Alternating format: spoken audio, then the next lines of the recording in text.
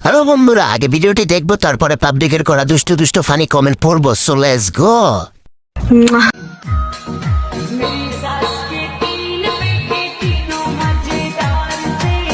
खत्म। Bye bye, tata, good bye, गया।